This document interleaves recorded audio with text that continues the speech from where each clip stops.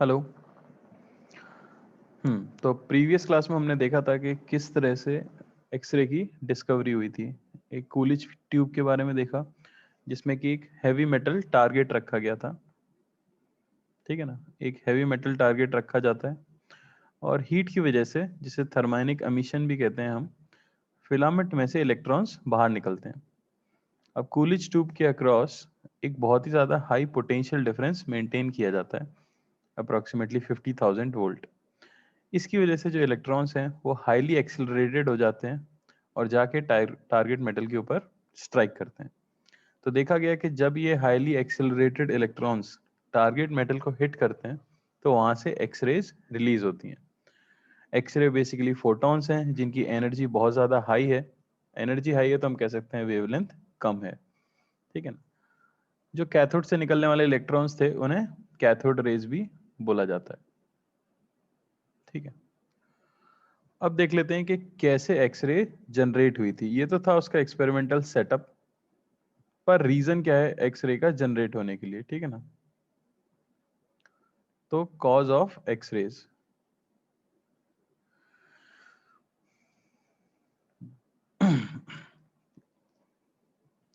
तो उन्होंने क्या किया, जो भी एक्सरे रिलीज हो रही थी उनकी इंटेंसिटी मेजर की और निकलने वाले फोटॉन्स की वेवलेंथ को प्लॉट किया। यानी intensity of the photon versus wavelength of the photon emitted. Intensity versus wavelength. तो क्या है, मेटल टारगेट के ऊपर तो कई सारे इलेक्ट्रॉन जाके स्ट्राइक करेंगे, जिसकी वजह से कई सारे फोटॉन्स रिलीज होंगे और सभी की कुछ ना कुछ इंटेंसिटी होगी। तो एक पर्टिकुलर वेवलेंथ पे कितनी इंटेंसिटी है उसे मेजर करके एक ग्राफ बनाया गया। तो वो ग्राफ कुछ इस तरह का दिखा,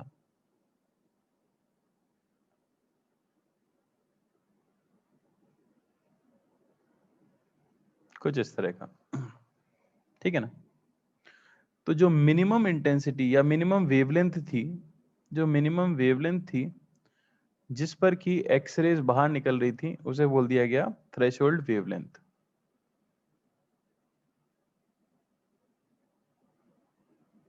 थ्रेशोल्ड वेवलेंथ। बेसिकली आप क्या कर रहे थे, इलेक्ट्रॉन्स को एक्सीलरेट करा के टारगेट मेटल पे स्ट्राइक करवा रहे थे। तो कई सारी डिफरेंट वेवलेंथ के फोटॉन्स रिलीज हुए थे। उन सभी फोटॉन्स में से जिस फोटॉन की एनर्जी सबसे मिनिमम थी उसे कह दिया गया थ्रेशोल्ड वेवलेंथ का फोटॉन। समझ आई बात। अब ऐसा देखा गया कि एक पर्टिकुलर सेटअप के लिए अगर हम एक मेटल फिक्स कर दें और जो वोल्टेज है वो फिक्स कर दें, तो देखा गया कि जो एक्सरे निकल रही थी उसकी कट ऑफ वेवलेंथ या थ्रेशोल्ड वेवलेंथ जिसे कहते हैं वो फिक्स थी। यानी कि क्या कहा जाएगा, fixing the target metal, fixing target metal end voltage. और यहां तक कि आपको टारगेट मेटल भी फिक्स करने की जरूरत नहीं थी। ठीक है ना। बाद में जब टारगेट मेटल चेंज भी करके देखा तो फाइनली यही पता लगा कि fixing the voltage of Coolidge tube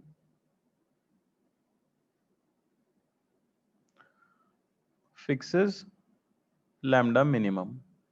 यानी एक पर्टिकुलर वोल्टेज अगर आपने अप्लाई कर रखा है, फिर आपने अलग अलग डिफरेंट टारगेट मेटल भी भले ही क्यों ना ले लिए, पर जो कट ऑफ वेवलेंथ थी या थ्रेशोल्ड वेवलेंथ थी, जो मिनिमम वेवलेंथ थी एमिटेड फोटॉन्स की, जिन्हें हम एक्सरे भी कहते हैं, वो क्या थी, फिक्स थी। समझ आई बात। एक अलग चीज जो यहाँ पे दिखी पूरे ग्राफ के अंदर वो थे ये शार्प स्पाइक्स। यानी कुछ पर्टिकुलर वेवलेंथ्स थी जिनके करस्पॉन्डिंग अचानक से इंटेंसिटी में काफी ज्यादा राइज आ रहा था। देख सकते हो, जैसा कि जो कि एग्जैक्टली कर्व को फॉलो नहीं कर रहा था। तो ये देखा गया कि ये प्योरली मेटल डिपेंडेंट थी। ये जो स्पाइक्स थे ये प्योरली डिपेंडेंट ऑन मेटल थे। यानी कि एक कूलिज ट्यूब के अंदर अगर मैं 4 डिफरेंट हैवी मेटल्स को टारगेट की तरह लेता हूं, इलेक्ट्रॉन्स को उसके ऊपर स्ट्राइक कराता हूं वोल्टेज फिक्स रखते हुए, तो देखा गया कि जो थ्रेशोल्ड वेवलेंथ है वो तो चारों के लिए सेम आती है। यानी कि मिनिमम वेवलेंथ तो चारों के लिए सेम आती है, लेकिन ये जो स्पाइक्स की वेवलेंथ है ऐसी वेवलेंथ जिन पर की इंटेंसिटी अचानक से बढ़ जाती है वो चारों के लिए क्या आती है, डिफरेंट आती है। बात समझ आ रही है क्या? तो इसी के बेसिस पे उन्होंने नाम दे दिया कि जो कॉमन एक्सरेज निकल रही थी, कॉमन वेवलेंथ वाली एक्सरेज जो कि हर मेटल के लिए निकल रही हैं, जिनको भी आप टारगेट की तरह यूज कर रहे हो, उन्हें कहा गया कंटिन्यूअस एक्सरे। Continuous x ray. और उसी कूलिज ट्यूब में अगर मैं बार बार टारगेट मेटल को बदलूं तो जो अलग अलग स्पाइक्स आ रहे थे जो कि हर मेटल के लिए अलग थे, उन्हें बोला गया कैरेक्टरिस्टिक एक्सरे। Characteristic X-rays. तो दो तरह की एक्सरेज होती हैं, हमें याद रखना है, ठीक है ना। एक कंटिन्यूअस एक्सरेज और एक कैरेक्टरिस्टिक एक्सरेज। अब कैरेक्टरिस्टिक एक्सरेज दुनिया में किन्हीं भी दो मेटल के लिए सेम नहीं हो सकती। जैसे हम कहते हैं कि इंसानों में फिंगरप्रिंट होता है, फिंगरप्रिंट किन्हीं भी दो लोगों का सेम नहीं हो सकता। उसी तरह से कहा जा सकता है कि किन्हीं भी दो मेटल्स के लिए अगर आप उनसे एक्सरे जनरेट करवा रहे हो तो किन्हीं भी दो मेटल टारगेट्स के लिए कैरेक्टरिस्टिक एक्सरे सेम नहीं हो सकती। हाँ, कूलिज ट्यूब में वोल्टेज फिक्स है तो कंटिन्यूअस का ग्राफ तो सेम आने वाला है। बात समझ आई क्या? तो अब इन्हीं के बारे में हमें पढ़ना है कि कैसे बनती हैं कंटिन्यूअस एक्सरे और कैसे बनती है कैरेक्टरिस्टिक एक्सरे, और क्यों वो स्पेशल है, क्यों वो अलग है। इंटेंसिटी किसका है? ऑब्वियसली इंटेंसिटी जो है वो वेवलेंथ के साथ प्लॉट की गई है, तो निकलने वाले फोटॉन्स की इंटेंसिटी हो, ठीक है ना।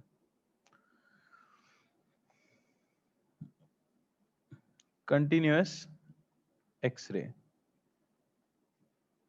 तो अगर सोच के देखा जाए कि भाई एक्सरे बनी क्यों, कैसे बनी एक्सरे, तो देखो कहानी कुछ ऐसे समझाई जाती है कि बीचों बीच हमें पता है कि ढेर सारा पॉजिटिव चार्ज है कि नहीं, जिसे आप दूसरा नाम भी देते हो न्यूक्लियस, बीचों बीच। और इलेक्ट्रॉन्स जो हैं वो चारों तरफ न्यूक्लियस के घूम रहे हैं। मैं मान लेता हूं ये इलेक्ट्रॉन्स हैं, दूसरे कलर से बना देते हैं।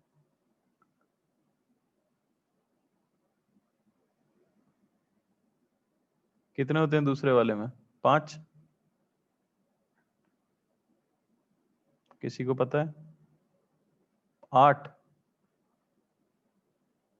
चलो इतने बनाने की जरूरत नहीं है, चलो बना दिया 8।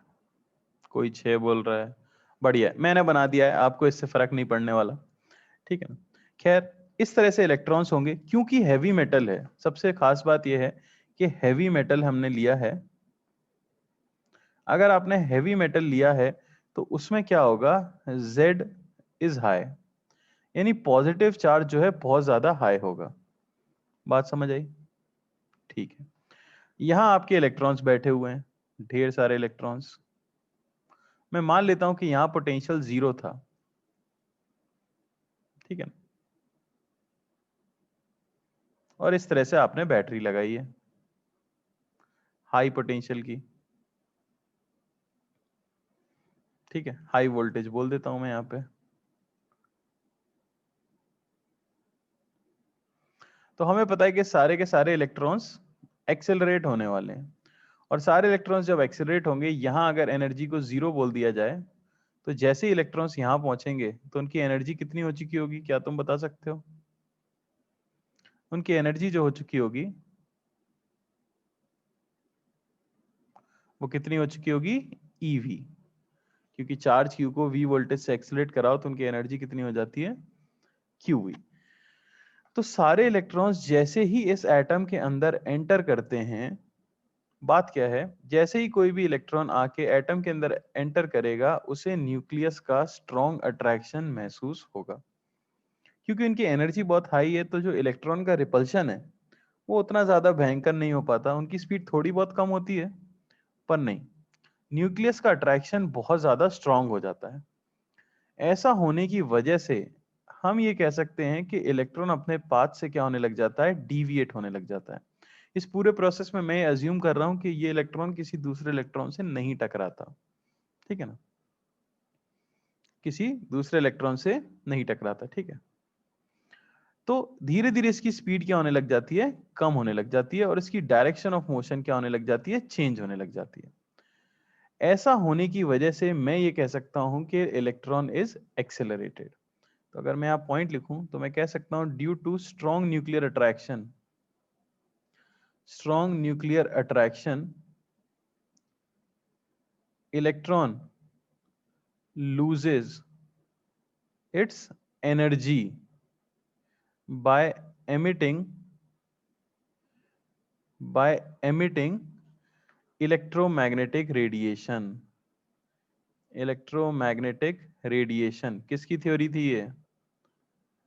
ये थ्योरी थी मैक्सवेल की, क्योंकि उन्होंने कहा था कि कोई भी पार्टिकल अगर एक्सेलरेटेड है, accelerated particle loses energy, loses energy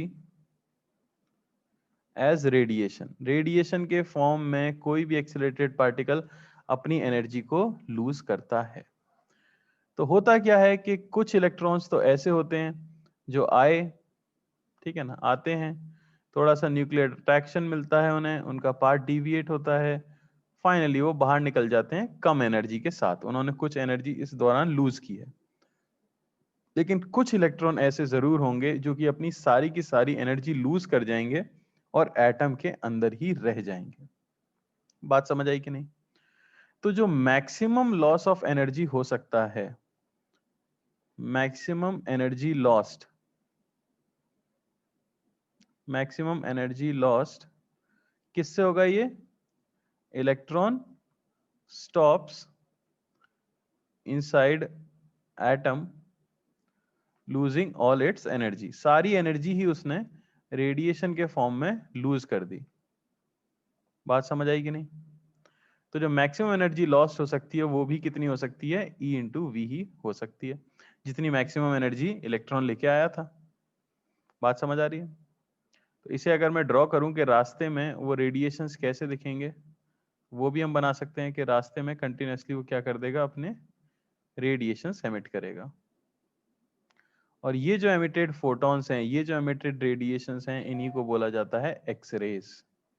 अब क्योंकि आपने बहुत ज्यादा पोटेंशियल से एक्सेलरेट कराया है तो इलेक्ट्रॉन की एनर्जी भी बहुत ज्यादा है। जब वो बहुत ज्यादा एनर्जी को लूज करता है तो जो रेडिएशन एमिट होता है वो भी बहुत ज्यादा एनर्जी का रेडिएशन एमिट होता है। बात समझ आई कि नहीं? तो मैक्सिमम एनर्जी जो कि कोई इलेक्ट्रॉन लूज कर सकता है इस प्रोसेस में, वो कर सकता है E इंटू वी।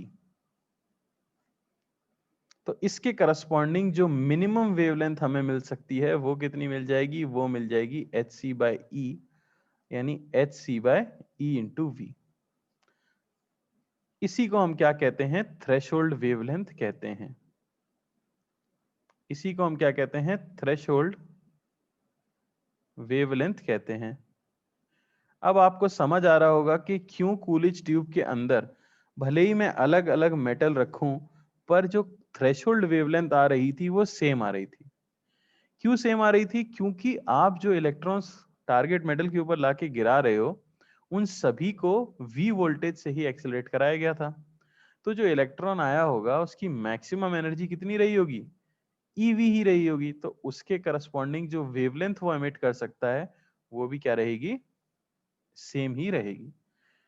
तो थ्रेशोल्ड वेवलेंथ इसीलिए क्या हो जाती है? इंडिपेंडेंट ऑफ टारगेट मेटल हो जाती है।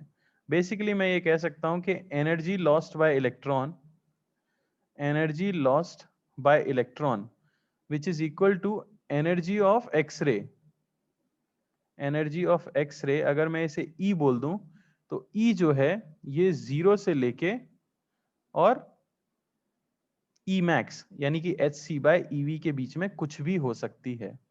मैं एग्जैक्टली एक इलेक्ट्रॉन को देख के नहीं बता सकता कि कितनी एनर्जी लूज करने वाला है, पर मैं ये जानता हूं हो सकता है वो बिल्कुल भी एनर्जी लूज ना करे अगर वो बहुत दूर से निकला है तो, और हो सकता है वो सारी की सारी एनर्जी लूज करके एटम के अंदर ही रह जाए। तो इस तरह से क्योंकि इलेक्ट्रॉन्स हर अमाउंट में एनर्जी को रिलीज कर रहे होते हैं, 0 से लेके मैक्सिमम के बीच में हर अमाउंट में एनर्जी रिलीज होती है, तो हर एनर्जी का एक्सरे आपको बाहर मिलता है। इसलिए जो ग्राफ आता है वो कंटिन्यूअस आता है और इसीलिए उसे कहते हैं कंटिन्यूअस एक्सरे। कोई डाउट किसी को? ओके तो आपको बताना है find cut off wavelength, find cut off wavelength of continuous x ray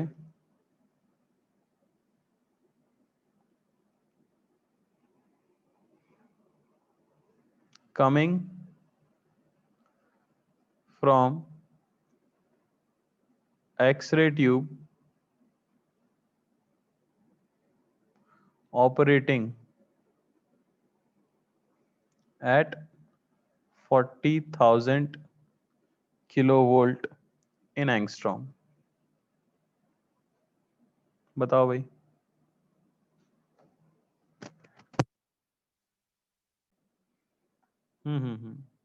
ये एनर्जी है ना, तो एनर्जी की तो बात Hc/eV नहीं लिखेंगे, एनर्जी तो कितनी होगी EV लिखेंगे सिर्फ। सही कह रहे हो, एकदम सही याद रखा।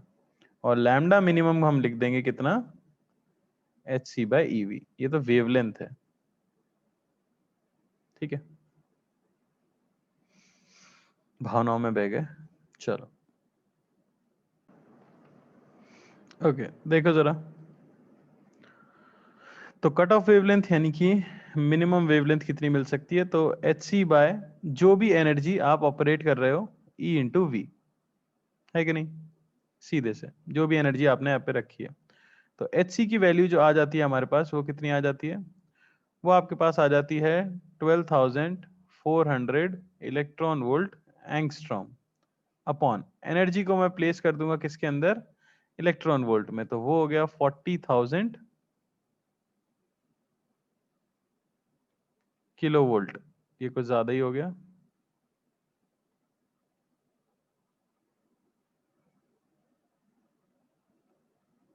ठीक है ना। तो 40 इंटू 10⁶ हो गया लगभग ये, ठीक है। पुट कर देंगे, कितनी वैल्यू आ जाएगी हमारे पास, ये हमें मिल जाएगा सीधा सीधा basically 0.31 into 10⁻³ angstrom.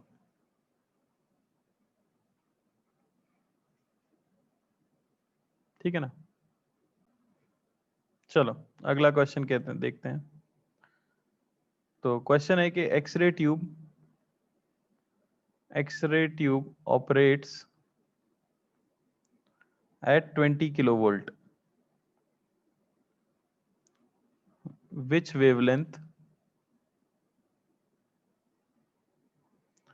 will be absent in X-ray?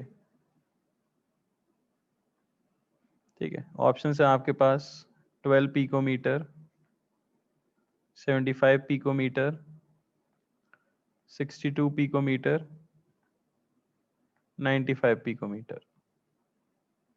Try करो। चलो देखो, तो ऑब्वियसली हमें क्या निकालनी है, इसमें मिनिमम वेवलेंथ एक बार निकाल लेनी है। तो वही Hc/एनर्जी, ये हो गया 12,400 electron volt angstrom upon energy है हमारे पास 20,000 इलेक्ट्रॉन वोल्ट। कितनी वैल्यू आ जाएगी इसकी हमारे पास,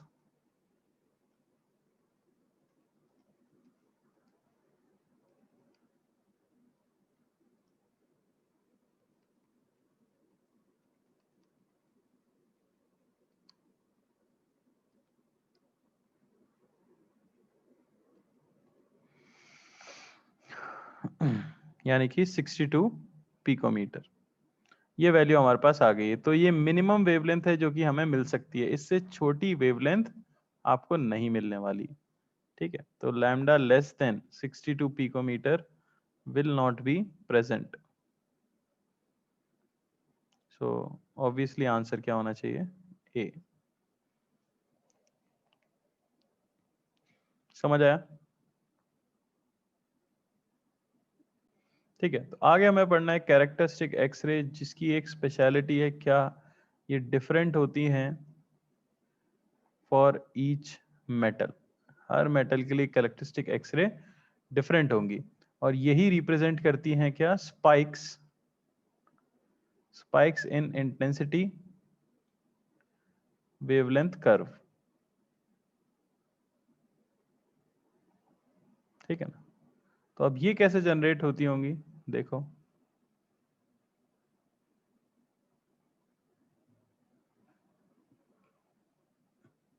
तो मान लो कि ये हमारे पास एटम है और इसके बीचों बीच न्यूक्लियस है और यहाँ पर इलेक्ट्रॉन्स घूम रहे हैं।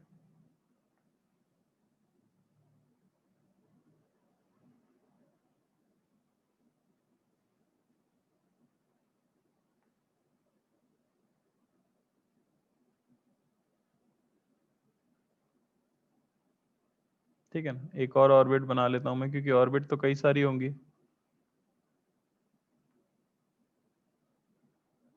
और उसमें भी कुछ इलेक्ट्रॉन डाल देते हैं। यहाँ हम एक्यूरेसी के लिए नहीं जा रहे हैं, केमिस्ट्री का ज्ञान ना दें कोई, ठीक है, मैंने बस बना दिया। और यहाँ से आपका हाईली एनर्जेटिक इलेक्ट्रॉन भागा चला आ रहा है कि नहीं। अब कुछ नॉमेनक्लेचर, नाम, सबसे पहले ऑर्बिट को n बराबर 1, फिर n बराबर 2, n इज इक्वल टू 3। तो ये तो नंबर होता है, बाकी इनको नाम भी दिया जाता है। इसे हम कहते हैं के शेल, के एल शेल, एम शेल, ठीक है ना।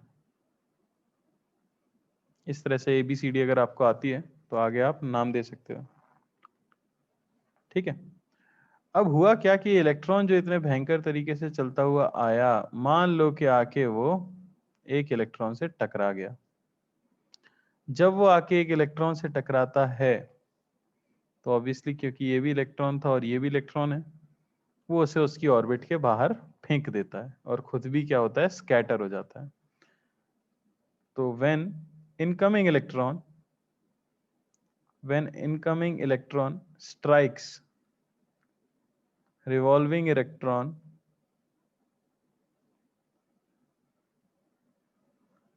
both are scattered, creating a vacancy in the orbit। तो क्या हो जाता है, खाली जगह मिल जाती है, क्योंकि उसकी जगह खाली हो गई, उसने उसे स्ट्राइक किया और जगह खाली कर दी। तो मैं एक बार और ड्रॉ कर देता हूं फटाफट।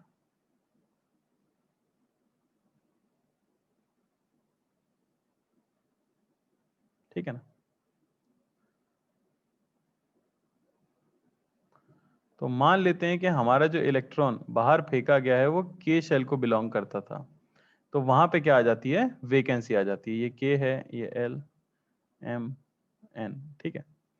अब चारों तरफ तो इलेक्ट्रॉन्स हैं ही, और हर एक इलेक्ट्रॉन की हार्दिक इच्छा रहती है क्या, कि वो लोअर एनर्जी ऑर्बिट में जा सके। तो वो क्या करते हैं, लोअर एनर्जी ऑर्बिट के अंदर ट्रांजिशन करते हैं इस वेकेंसी को फिल करने के लिए। बात समझ आई।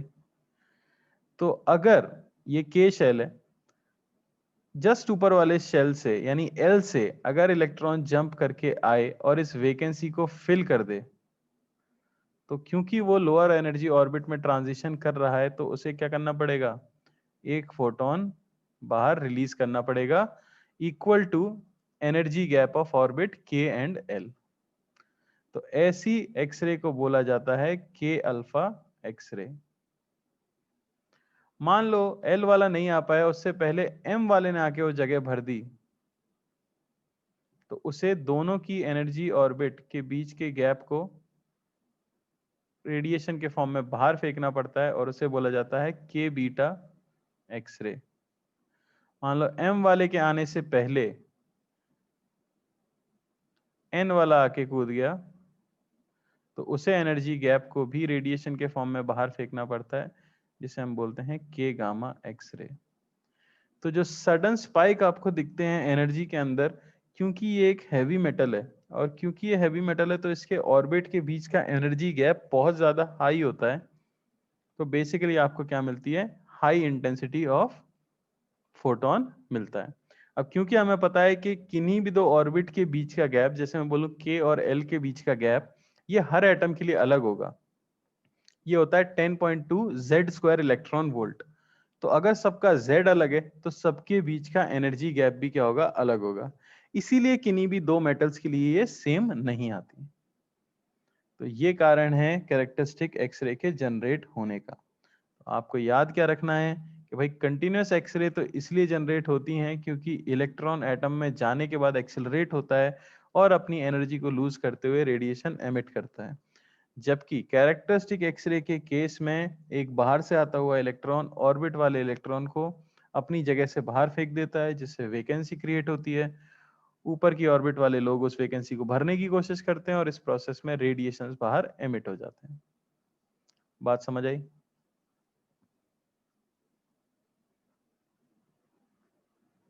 अब मैं अगर इन्हें नाम दे दूं K L M N O, तो आप ड्रॉ करके दिखा सकते हो।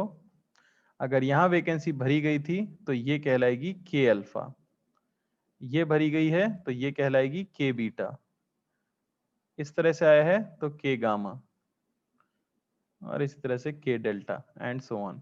समझ आ रही बात? उसी तरह से अगर L के अंदर वैकेंसी क्रिएट हुई होती तो ऑब्वियसली K वाला तो L में नहीं जा सकता उछल के, क्योंकि उसे तो एनर्जी चाहिए, एनर्जी कहीं से आएगी नहीं। तो फिर ये कहलाती है L अल्फा, ये कहलाती है L बीटा, ये कहलाती है L गामा। सिमिलरली आप समझ गए होगे, ये कहलाती है M अल्फा, ये कहलाती है M बीटा।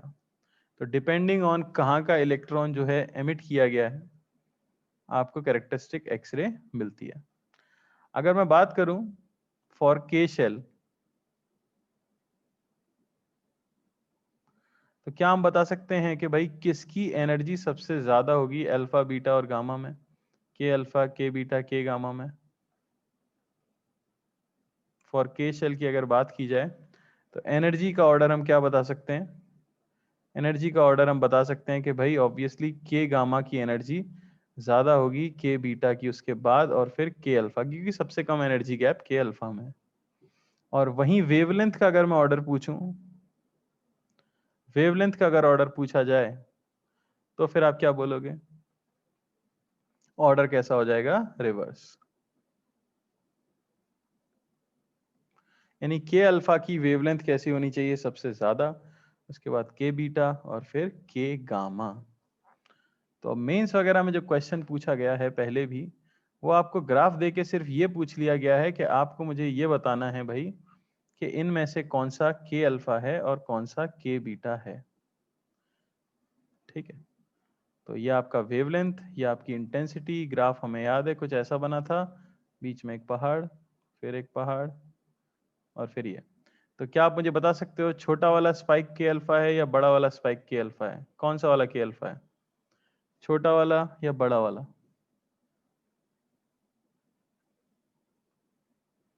बताइए, कौन सा वाला स्पाइक के अल्फा है? तो जिसकी वेवलेंथ कम होगी वो के अल्फा होगा, सॉरी जिसकी वेवलेंथ ज्यादा होगी वो के अल्फा होगा। किसकी वेवलेंथ ज्यादा है? वेवलेंथ का प्लॉट देखना बड़ा ही आसान है, अगर आपको एक्स एक्सिस देखनी आती है तो ये के अल्फा है, ये के बीटा है। बात समझ आई क्या? अरे बोलिए, वेवलेंथ ही तो देखनी है, बड़ी वेवलेंथ देख रहे हो ना, आगे है ये पीछे है तो छोटी वेवलेंथ है। इस तरह से हम बता सकते हैं ग्राफ देख के कौन सा के अल्फा है कौन सा के बीटा है। आइए क्वेश्चन दे देते हैं इसके ऊपर। If two radiations are K alpha and K beta, while other two are L alpha and L beta,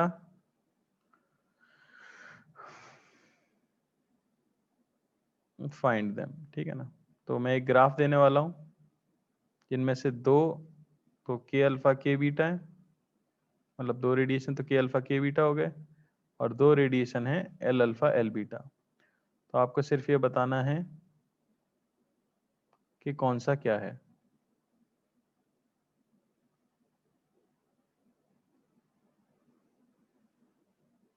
ठीक है ना, एक सीरीज के पास पास रहते हैं, अगर थोड़ा सा गैप आ जाए यानी सीरीज चेंज हो गई है। मैंने नाम दे देता हूं ABCD। ठीक है, तो आप मुझे बता सकते हो ऑर्डर में लिख के कि ABCD ये इक्वल होगा किसके, बता दो। चलो देखो,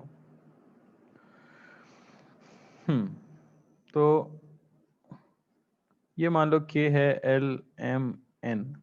आपको पता है K अल्फा पहले तो यहाँ आता है कि नहीं, और L अल्फा जो आएगा वो कुछ यहाँ आएगा।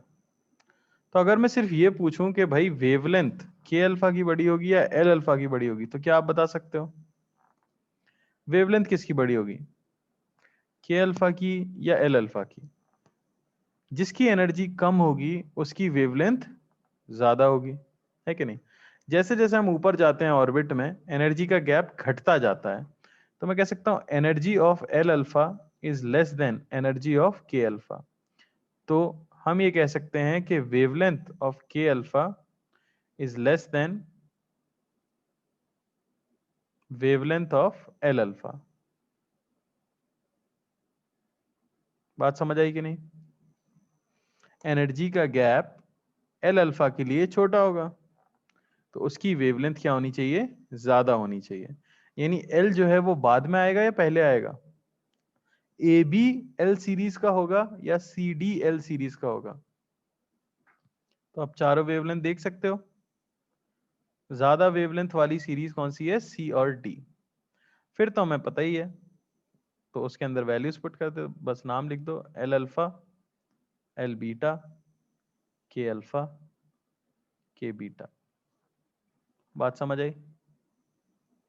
ये तो हम देख ही चुके हैं कि जो राइट साइड में आता है ज्यादा वेवलेंथ का आता है वो अल्फा होता है, और जो बीटा होता है वो कम वेवलेंथ का होता है उसके कंपैरिजन में। कोई डाउट किसी को? आगे बढ़ जाते हैं, एक इंपॉर्टेंट टॉपिक है जिसे कहा जाता है मोजलेज लॉ। ठीक है, तो ये एक वैज्ञानिक थे जिन्होंने एक थ्योरी दी हैवी मेटल्स के लिए, क्योंकि बोर ने अपना मॉडल एटम का दे दिया था किसके लिए, सिर्फ सिंगल इलेक्ट्रॉन स्पीशीज के लिए। यहां हम एक्सरेज की बात कर रहे थे, ठीक है ना। तो आपको पता है कि एनर्जी के बीच का गैप, हम किन्हीं भी दो शेल्स के बीच का गैप अगर निकालते हैं, अगर मैं बोर के मॉडल से बात करूं, बोर्स मॉडल, तो उन्होंने बताया था कि अगर एक इलेक्ट्रॉन ट्रांजिशन करता है N2 से N1 में, तो ये अगर एनर्जी का गैप डेल्टा ही है, तो डेल्टा ई आप जो कैलकुलेट कर सकते हो, ये आप कैलकुलेट कर सकते हो RCH, जो कि होता है 13.6 electron volt, into Z square 1/N1 square minus 1/N2 square. सही बोल रहा हूँ क्या मैं, है कि नहीं? तो ये बताया था किसने, बोर ने। लेकिन ये सिर्फ किसके लिए वैलिड था, ये सिर्फ वैलिड था फॉर सिंगल इलेक्ट्रॉन स्पीशीज के लिए, सिंगल इलेक्ट्रॉन स्पीशीज के लिए जिनके पास सिर्फ एक इलेक्ट्रॉन हो। RCH की वैल्यू आपको याद रखनी है, वो आ जाती है 13.6 इलेक्ट्रॉन वोल्ट। ठीक है ना, खैर, तो मोजली ने उसे मॉडिफाई किया किसके लिए, for heavy metals, for heavy metals, यानी कि ऐसे metals which have more than one electron, more than one electron. ठीक है ना, तो अगर एक से ज्यादा इलेक्ट्रॉन है और तब इलेक्ट्रॉन ट्रांजिशन करता है N2 से लेके N1 में,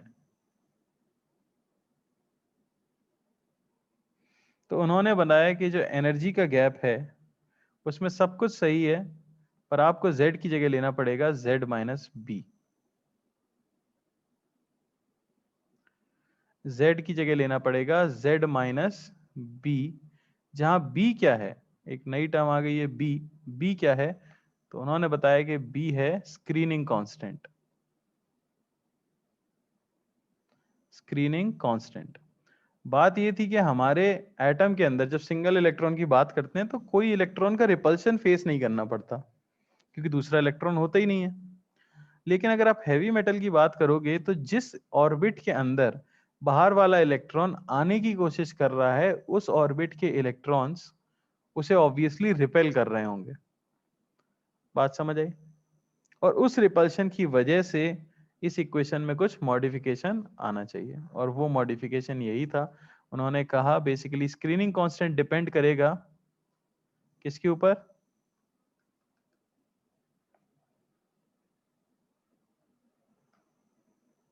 depends on repulsion of electron cloud in the orbit. बात समझ आई? ठीक है। एनर्जी को अब मैं क्या लिख सकता हूं? एच न्यू लिख सकता हूं। तो एच न्यू बेसिकली हमें ये मिला किसके equal? R C H Z minus B का स्क्वायर 1/n1² माइनस 1/n2²। यानी म्यू की वैल्यू में क्या लिख सकता हूं? यहां से म्यू आपको मिल जाएगा R C Z minus B whole square 1/n1² minus 1/n2²। ये हमें याद रखना है। जो स्टैंडर्ड फॉर्म है वो ये नहीं है। याद हम कैसे रखते हैं? दोनों तरफ रूट लेके याद रखते हैं। तो हमें मिलता है under root nu is equal to R C 1/n1² minus 1/n2² का under root into Z minus B. तो अगर ट्रांजिशन हो रहा है n1 से n2 से लेके n1 में, तो हर मेटल के लिए ये वाली क्वांटिटी तो फिक्स ही रहने वाली है। जैसे अगर हम बात कर रहे हैं के अल्फा एक्सरे की, ठीक है ना, बात अगर मैं करूं for a fixed X-ray, fixed X-ray, जैसे कि एग्जांपल के तौर पे मैं बोल दूं अगर के अल्फा, तो के अल्फा बोलते ही ये तो फिक्स हो गया कि भले ही मेटल कोई सा भी हो, इलेक्ट्रॉन जो ट्रांजिशन कर रहा है वो n बराबर 2 से लेके n बराबर 1 में कर रहा है। बात सही है कि नहीं? अगर n फिक्स हो गए तो बेसिकली ये पूरी क्वांटिटी क्या हो जाती है? फिक्स हो जाती है। ठीक है। तो अगर बोला जाए फॉर के अल्फा, यानी कि n is equal to 2 to n is equal to 1 का एक्सरे का ट्रांजिशन जब होता है, तो अंडर रूट न्यू इसकी वैल्यू मिल जाती है हमें under root of 3/4 R C into Z minus P. तो किसी भी मेटल के आप के अल्फा की बात करो, जो ये कांस्टेंट आगे आ रहा है जेड माइनस पी के, वो तो सेम रहता है। और सिंप्लीफाइड वे में under root mu is equal to A into Z minus B, इस फॉर्म में भी हम याद रखते हैं। जहां ए सिर्फ और सिर्फ किस पे डिपेंड कर रहा है बता सकते हो? ए सिर्फ और सिर्फ किस पे डिपेंड कर रहा है? डिपेंड्स ऑन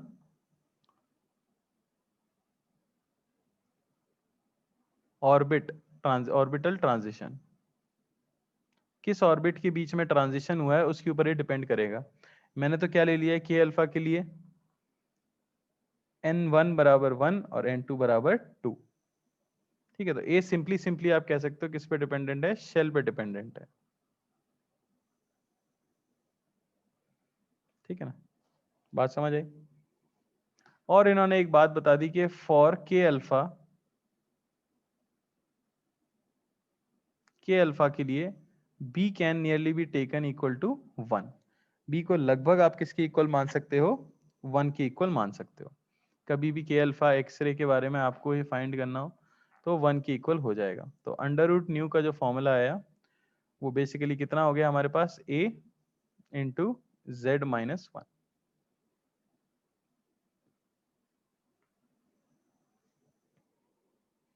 नोट कर लो भाई,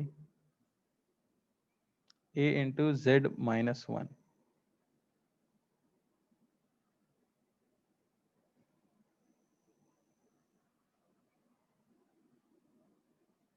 इनका एक ग्राफ भी फेमस है जो था कुछ इस तरह से, अंडर रूट न्यू 10 की पावर 9 हर्ट्ज की पावर हाफ, और यहाँ लिया था उन्होंने position number, basically atomic number ही हो गया वो, 1 2 3, और यहाँ 10 20 30 40 और कुछ इस तरह का ग्राफ आ जाता है। देख सकते हैं हम सीधे सीधे z के साथ कैसी प्रोपोर्शनलिटी है उसकी, तो वही हमारा ग्राफ आ जाता है। ठीक है, तो ये कहलाता है मोजलीज लॉ। किसी को कोई दिक्कत?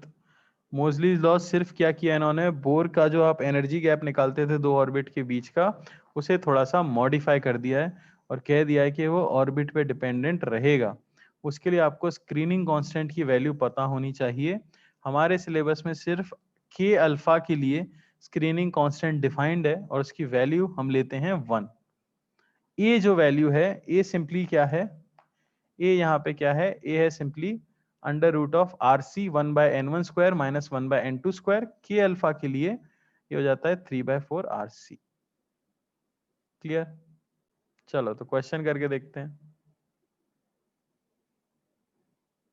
तो क्वेश्चन है find frequency of K alpha X-ray of L A, जिसका z दे दिया है आपको 57। If frequency of K alpha X-ray of copper, z दे दिया है 29, is known to be 1.88 into 10 to the power 18 hertz, और स्क्रीनिंग कांस्टेंट भी 1 ले सकते हैं आप। बताइए।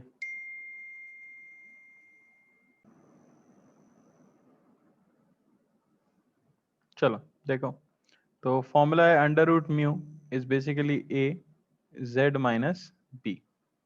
ठीक है ना, तो सीधे रेशियो ले लेते हैं, तो स्क्वायर कर दो, ये मिल जाएगा आपको μ1/μ2 इक्वल होना चाहिए z1 minus 1 upon z2 minus 1 का होल स्क्वायर। एक फ्रीक्वेंसी हमें दी गई है 1.88 इंटू 10 टू द पावर 18, और इसके लिए z हमें दिया गया है 29 अपॉन फ्रीक्वेंसी मान लो f अपॉन 57 माइनस 1 का होल स्क्वायर। सॉल्व करने से आपको फ्रीक्वेंसी की वैल्यू जो मिल जाएगी वो मिलेगी 7.52 into 10 to the power 18 hertz.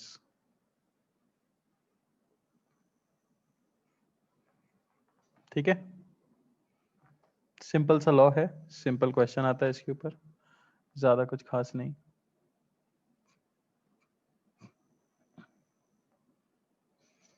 Mriganka अब आंसर दे रहे हो गलत वो भी। चलो क्वेश्चन है the K alpha and K beta lines of characteristic x ray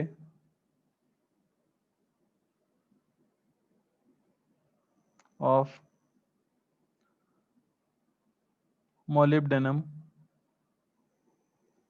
are 0.76 angstrom and 0.64 angstrom respectively.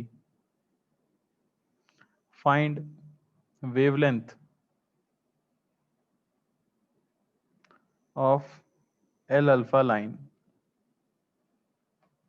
Try करो।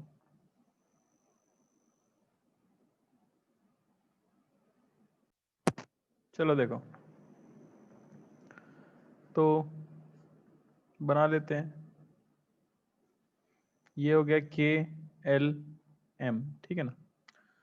सबसे पहले के अल्फा बना के देखो, के अल्फा कहाँ बनेगा, तो ये हो गया आपका के अल्फा, और के बीटा ये हो गया आपका के बीटा, और ये है आपका एल अल्फा। बात समझ आ रही है कि नहीं?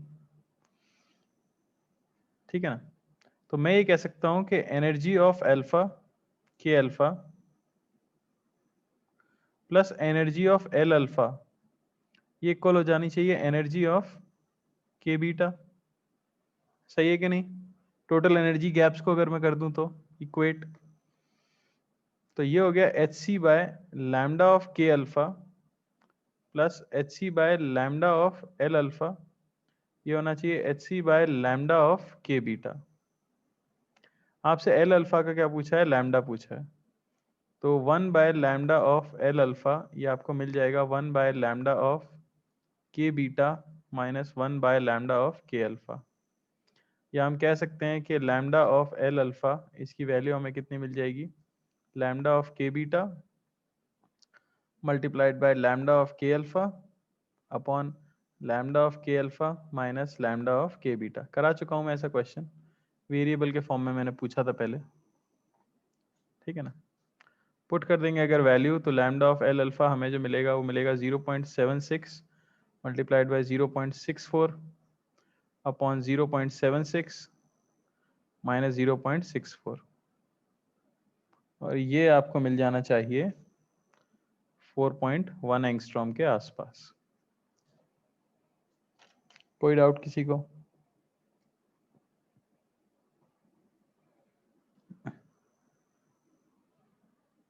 बोलो भाई, कोई doubt?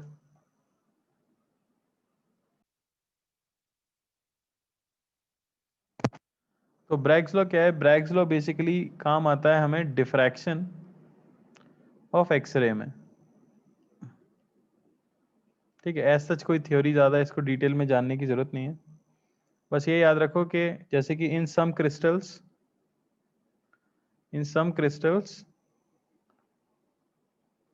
gaps between atoms is of order 0.1 nanometre. तो क्या होता है, जैसे कि सॉल्ट की अगर मैं बात करूं, कॉमन सॉल्ट जो हमारे घरों में पाया जाता है, तो उसकी जो एटम्स होते हैं उनके बीच में जो गैप होता है वो बहुत ही कम होता है, नैनोमीटर्स में होता है। तो अगर आपके पास ऐसी कोई मटेरियल है और आप उनके एटम्स के बीच का गैप मेजर करना चाहते हो, ठीक है, तो यूज क्या है ब्रैग्स लॉ का? To measure inter atomic distance,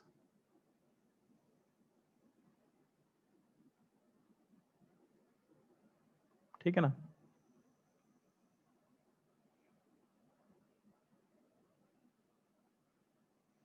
तो हम क्या करते हैं, हम इसके ऊपर एक्सरेज को गिराते हैं। जब आप इस मटेरियल के ऊपर एक्सरे को गिराते हो तो एक्सरे का रिफ्लेक्शन भी होता है। थीटा पे गिराया, थीटा पे गया। जब स्ट्रॉन्ग रिफ्लेक्शन होता है एक्सरे का, क्योंकि इनकी वेवलेंथ बहुत कम है इसीलिए हम यूज करते हैं स्ट्रॉन्ग रिफ्लेक्शन ऑफ एक्सरे, इसका मतलब हो जाता है कि भाई कैसा इंटरफेरेंस हुआ है? Constructive interference, constructive interference. Thin film याद है आपको? थिन फिल्म इंटरफेरेंस वैसी कहानी कुछ होती है, एक रे अंदर भी जाती है, टकराती है, वापस आती है, और यहाँ पे रिफ्लेक्शन का स्ट्रॉन्ग इंटरफेरेंस अगर हो जाए एक्सरे का, तो हम ये कह देते हैं कि कंस्ट्रक्टिव इंटरफेरेंस हुआ है। तो पाथ डिफरेंस जो होता है वो आपको पता है 2d साइन थीटा, अगर d है सेपरेशन बिटवीन एटम्स, ठीक है ना। ये अगर इक्वल हो जाए n लैम्डा के, तो आप कह दोगे कंस्ट्रक्टिव इंटरफेरेंस है। तो आपको एक्सरे का लैम्डा पता होता है, ठीक है ना। आप कितने एंगल पे एक्सरे गिरा रहे हो आपको ये पता होता है, तो आप क्या कैलकुलेट कर सकते हो? डी कैलकुलेट कर सकते हो, जहां डी है इंटर एटॉमिक डिस्टेंस,